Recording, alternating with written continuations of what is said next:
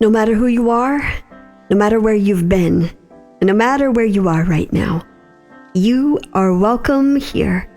Welcome to Daily Audio Bible Chronological. I am Jill. Today is the 24th day of March. Can you believe it? We're here. We're nearing the end of March, rounding the corner. I'm so glad that you're here.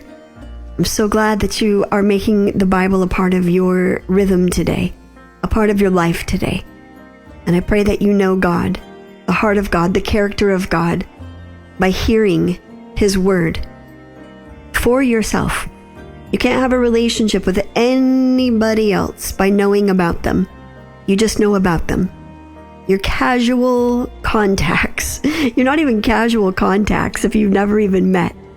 Hi, I'm Jill. It's so nice to meet you. And you are? See, even with that, we don't know each other, but I would love to know all of you. I hope when we all get to heaven, we can have a big coffee, a big comfy couch coffee conversation, and I can get to know each and every one of you in the way that I long to. How did we get here? Okay, let's dive into the Word. Today we are continuing in the book of Joshua. Today we read chapters 5 through 8, and this week we are reading the New International Version, Joshua chapter 5. Now when all the Amorite kings west of the Jordan and all the Canaanite kings along the coast heard how the Lord had dried up the Jordan before the Israelites until they had crossed over, their hearts melted in fear, and they no longer had the courage to face the Israelites.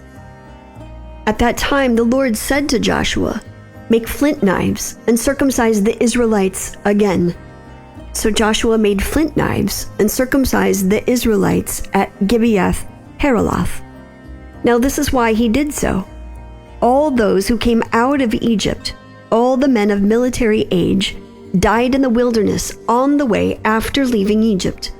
All the people that came out had been circumcised, but all the people born in the wilderness during the journey from Egypt had not. The Israelites had moved about in the wilderness 40 years until all the men who were of military age when they left Egypt had died, since they had not obeyed the Lord. For the Lord had sworn to them that they would not see the land He had solemnly promised their ancestors to give us, a land flowing with milk and honey. So He raised up their sons in their place, and these were the ones Joshua circumcised. They were still uncircumcised because they had not been circumcised on the way. And after the whole nation had been circumcised, they remained where they were in camp until they were healed. Then the Lord said to Joshua, "Today I have rolled away the reproach of Egypt for you." So the place has been called Gilgal to this day. On the evening of the 14th day of the month, while camped at Gilgal on the plains of Jericho, the Israelites celebrated the Passover. The day after the Passover, that very day, they ate some of the produce of the land, unleavened bread and roasted grain. The manna stopped the day after they ate this food from the land. There was no longer any manna for the Israelites, but that year they ate the produce of Canaan. Now when Joshua was near Jericho, he looked up and saw a man standing in front of him with a drawn sword in his hand. Joshua went up to him and asked, "Are you for us or for our enemies?" "Neither," he replied, "but as commander of the army of the Lord, I have now come." Then Joshua fell face down to the ground in reverence and asked him, "What message does my Lord have for his servant?" The commander of the Lord's army replied, "Take off your sandals, for the place where you are standing is holy." And Joshua did so. Now the gates of Jericho were securely barred because of the Israelites. No one went out and no one came in. Then the Lord said to Joshua, "See, I have delivered Jericho into your hands, along with its king and its fighting men. March around the city once with all the armed men. Do this for 6 days. Have 7 priests carry trumpets of ram's horns in front of the ark. On the 7th day, march around the city 7 times, with the priests blowing the trumpets. when you hear them sound a long blast on the trumpets, have the whole army give a loud shout. Then the wall of the city will collapse, and the army will go up, every one straight in." So Joshua son of Nun called the priests and said to them, "Take up the ark of the covenant of the Lord, and have 7 priests carry trumpets in front of it." And he ordered the army, "Advance, march around the city, with an armed guard going ahead of the ark of the Lord." When Joshua had spoken to the people, the 7 priests carrying the 7 trumpets before the Lord went forward, blowing their trumpets, and the ark of the Lord's covenant followed them. The armed guard marched ahead of the priests who blew the trumpets, and the rear guard followed the ark. All this time the trumpets were sounding, but Joshua had commanded the army, "Do not give a war cry, do not raise your voices, do not say a word until the day I tell you to shout. Then shout." So he had the ark of the Lord carried around the city, circling it once. Then the army returned to camp and spent the night there. Joshua got up early the next morning, and the priests took up the ark of the Lord. The 7 priests carrying the 7 trumpets went forward, marching before the ark of the Lord and blowing the trumpets. The armed men went ahead of them, and the rear guard followed the ark of the Lord, while the trumpets kept sounding. So on the second day they marched around the city once and returned to the camp. They did this for 6 days. On the 7th day, they got up at daybreak and marched around the city 7 times in the same manner, except that on that day they circled the city 7 times. The 7th time around, when the priests sounded the trumpet blast, Joshua commanded the army, "Shout, for the Lord has given you this city. The city and all that is in it are to be devoted to the Lord. Only Rahab the prostitute and all who are with her in the house shall be spared, because she hid the spies we sent. But keep away from the devoted things, so that you will not bring about your own destruction by taking any of them. Otherwise you will make the camp of Israel liable to destruction and bring trouble on it. All the silver and gold and the articles of bronze and iron are sacred to the Lord and must go into his treasury."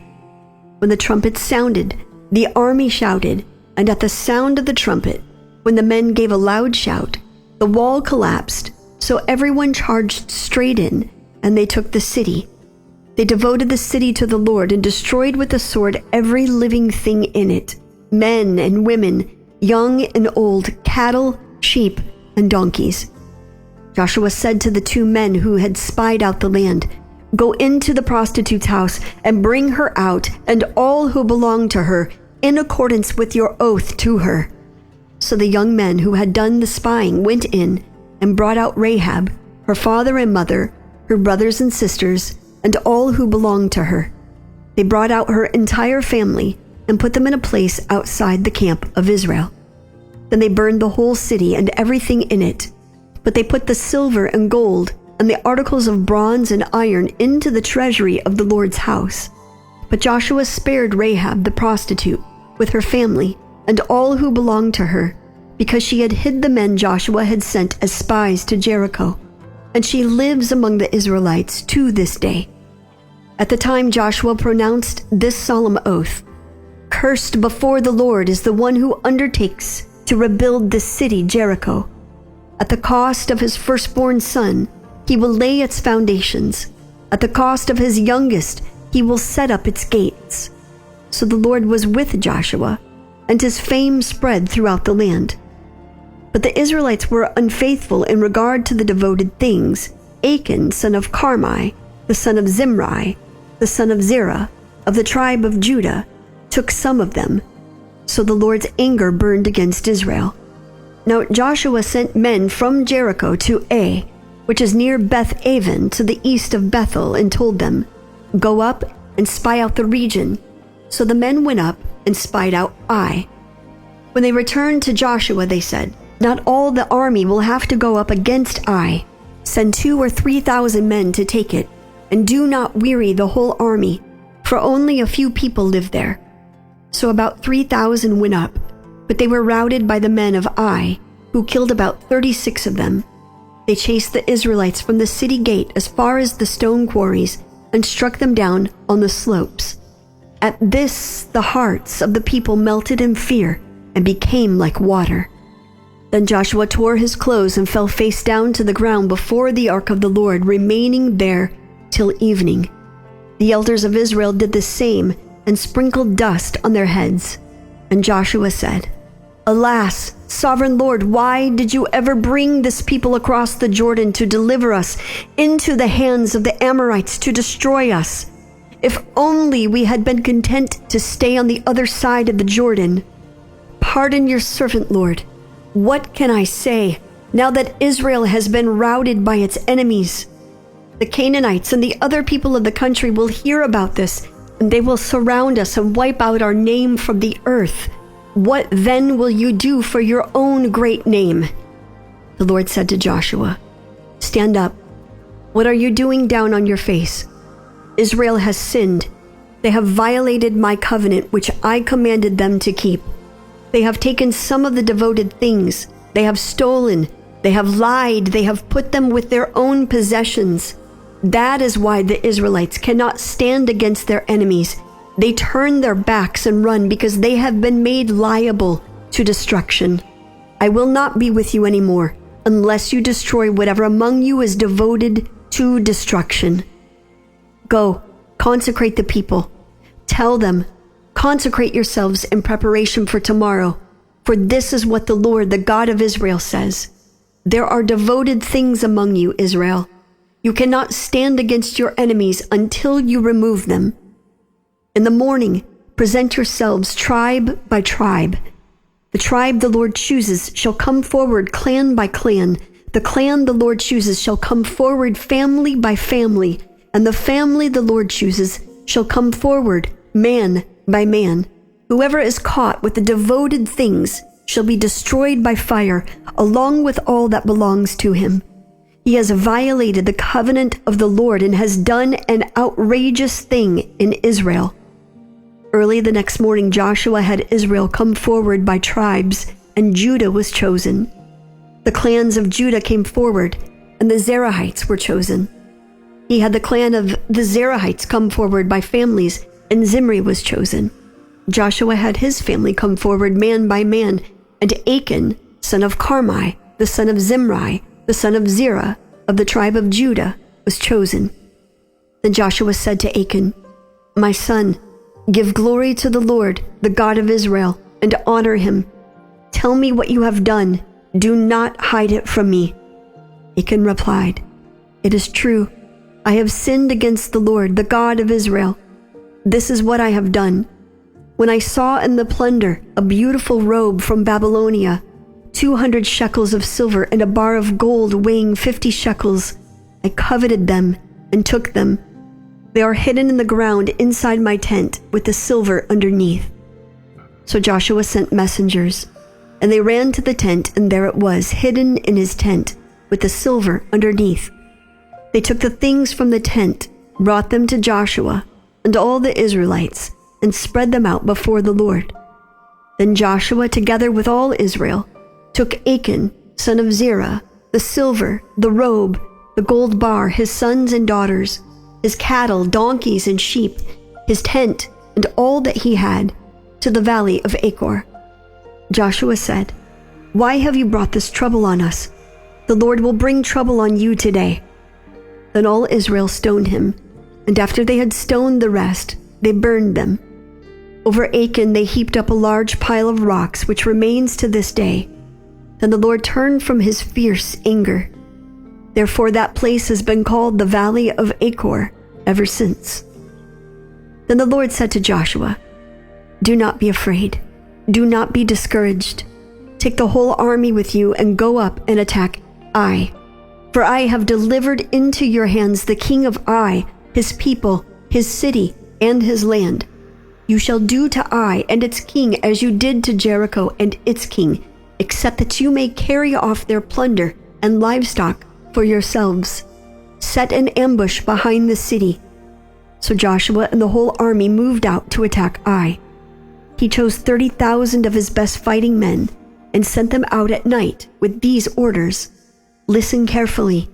You are to set an ambush behind the city. Don't go very far from it.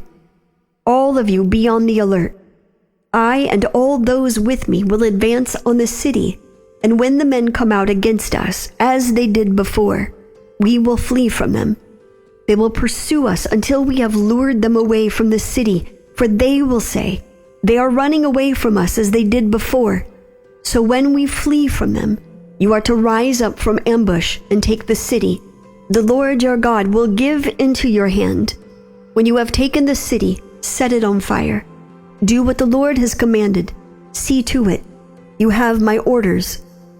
Then Joshua sent them off, and they went to the place of ambush and lay in wait between Bethel and Ai, to the west of Ai. But Joshua spent that night with the people. Early the next morning, Joshua mustered his army, and he and the leaders of Israel marched before them to Ai. The entire force that was with him marched up and approached the city and arrived in front of it. They set up camp north of Ai, with a valley between them and the city. Joshua had taken about 5,000 men and set them in ambush between Bethel and Ai, to the west of the city. So the soldiers took up their positions, with the main camp to the north of the city and the ambush to the west of it. That night Joshua went into the valley. When the king of Ai saw this, he and all the men of the city hurried out early in the morning to meet Israel in battle at a certain place overlooking the Arabah. But he did not know that an ambush had been set against him behind the city. Joshua and all Israel let themselves be driven back before them, and they fled toward the wilderness. All the men of Ai were called to pursue them, and they pursued Joshua and were lured away from the city. Not a man remained in Ai or Bethel who did not go after Israel. They left the city open and went in pursuit of Israel. Then the Lord said to Joshua, "Hold out toward Ai the javelin that is in your hand, for into your hand I will deliver this city." So Joshua held out toward the city the javelin that was in his hand. As soon as he did this, the men in the ambush rose quickly from their position and rushed forward. They entered the city and captured it and quickly set it on fire. The men of Ai looked back and saw the smoke of the city rising up into the sky, but they had no chance to escape in any direction. The Israelites, who had been fleeing toward the wilderness, had turned back against their pursuers. For when Joshua and all Israel saw that the ambush had taken the city and that smoke was going up from it, they turned around and attacked the men of Ai. Those in the ambush also came out of the city against them, so that they were caught in the middle, with Israelites on both sides. Israel cut them down, leaving them neither survivors nor fugitives. But they took the king of Ai alive and brought him to Joshua. When Israel had finished killing all the men of Ai in the fields and in the wilderness where they had chased them, and when every one of them had been put to the sword, all the Israelites returned to Ai and killed those who were in it. 12,000 men and women fell that day, all the people of Ai. For Joshua did not draw back the hand that held out his javelin until he had destroyed all who lived in Ai. But Israel did carry off for themselves the livestock and plunder of this city, as the Lord had instructed Joshua. So Joshua burned Ai and made it a permanent heap of ruins, a desolate place to this day. He impaled the body of the king of Ai on a pole and left it there until evening. At sunset, Joshua ordered them to take the body from the pole and throw it down at the entrance of the city gate, and they raised a large pile of rocks over it, which remains to this day. Then Joshua built on Mount Ebal an altar to the Lord, the God of Israel, as Moses the servant of the Lord had commanded the Israelites. He built it according to what is written in the book of the law of Moses, an altar of uncut stones on which no iron tool had been used. On it they offered to the Lord burnt offerings and sacrificed fellowship offerings. There, in the presence of the Israelites, Joshua wrote on stones a copy of the law of Moses. All the Israelites with their elders, officials and judges were standing on both sides of the Ark of the Covenant of the Lord, facing the Levitical priests who carried it. Both the foreigners living among them and the native-born were there. Half of the people stood in front of Mount Gerizim, and half of them in front of Mount Ebal, as Moses, the servant of the Lord, had formerly commanded when he gave instructions to bless the people of Israel. Afterward, Joshua read all the words of the law, the blessings and the curses, just as it is written in the book of the law. There was not a word of all that Moses had commanded that Joshua did not read to the whole assembly of Israel, including the women and children and the foreigners who lived among them. So what we have today is the truth that God never promised them an easy walk into the land flowing with milk and honey. The Israelites would be challenged on every side. This right here dispels the myth that because we come to Christ, we are exempt from hardship, that it's all blessing and favor in the head and not the tail, in the beginning and not the end. This reading here today shows that as soon as the children of Israel enter the promised land, it is just beginning. So Joshua leads the army, and we see the process that it takes them to overtake Jericho.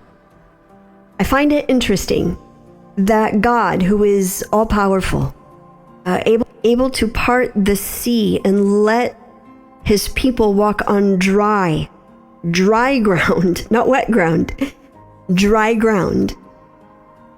Wouldn't he be able to just wipe out whoever he wants to wipe out for the sake of his promised people? I think the answer would be yes. How many times does God use people and the process to do that which he has called us to do, to fulfill the plan, to obey his word, to listen, to hear, to watch, to wait, to stay alert, and then move as he commands, and to be precise in what he commands. And so just as quickly as the Israelites enter this land promised to them, they have to take a city. They have to take the city of Jericho. And they do. And then, so quickly, still in the process, Achan from the tribe of Judah. Achan, bro, you don't take the plunder. I know it's right there. I know it's for the taking, but God did not tell you to take it, brother. But he took it. And because of this, Joshua has a very human response. He tears his clothes, which is a sign of mourning and anger and frustration. And he falls face down to the ground before the ark of the Lord and stays there until evening. And then we even see Joshua start to question why they did what they had to do. And God comes to Joshua and tells him, stand up. What are you doing down on your face? And then, as we have witnessed so far, there is a process to the purification of the sin that Achan committed within the camp of the people. And if we don't see anything else in this, can we see the disruption, the distraction that this is to the entire camp, how it affects the entire camp? This is what we should realize about our choices. We have the ability to affect, inflict, inspire those around us with our choices, by our sinful choices and by our righteous choices. This is why we model. We don't just talk. We don't just utter words of rhetoric. We live out what we say. we believe. Talk is cheap. Actions are gold. So Achan is confronted. He confesses his sin, and he's stoned to death. There's no easy way to say this. And then God turned from his anger. We like to think that God doesn't really get angry. Like he's just merciful. He's just good. He's righteously angry with the sin of the people. From there, what's so interesting is as they now have to go and take Ai and attack the city of Ai, the Lord again reminds Joshua, do not be afraid. Do not be discouraged. I love this reminder. It's like God cutting to the chase of the heart of Joshua. I'm not sure that we can assume that he was fearful and terrified, but I love the thought of a father compelling his son to do something courageously, but telling him, do not be afraid. Do not be discouraged. Just knowing, hearing those words and knowing that your father is with you. If you're telling me that I do not need to be afraid, that I do not be discouraged, then I'm going to trust you. I'm going to trust you in your words. And the interesting part of the story is that the plunder that Achan just took, that cost him his life, God then tells Joshua, after you take Ai, carry off their plunder and livestock for yourselves. Set an ambush behind the city. God knows and sees the bigger picture. We have to trust him in that. We can trust him with the details of our lives because there's so much more going on than what we can see. And it truly begs the question that we should all come face to face with today. Plain and simple, do we trust God? Because when we say that we do, but we go our own way, our actions are not lining up with our words. But people are watching. And when our words and our actions do not line up, they not only don't want anything to do with us, they want nothing to do with the God that we say we serve. Jesus, we thank you that you are faithful. We thank you that in you, with you, we do not need to be afraid. That when you instruct us and when you guide us and we obey you, we can trust you, even when it's scary. Even when we face the giants of our lives and the storms of life come, we do not need to be afraid. We have the peace of the Prince of Peace, peace that passes all understanding. And peace is not situational. It's not something we just rely on in certain situations. It is internal tranquility. It is us regulating our spiritual nervous system because we know who is in control. And when we get anxious, when we get fearful, when we get nervous, is when we want it our own way. Help us to trust you alone. I pray this all in the name of the Father and the Son and the Holy Spirit. Amen.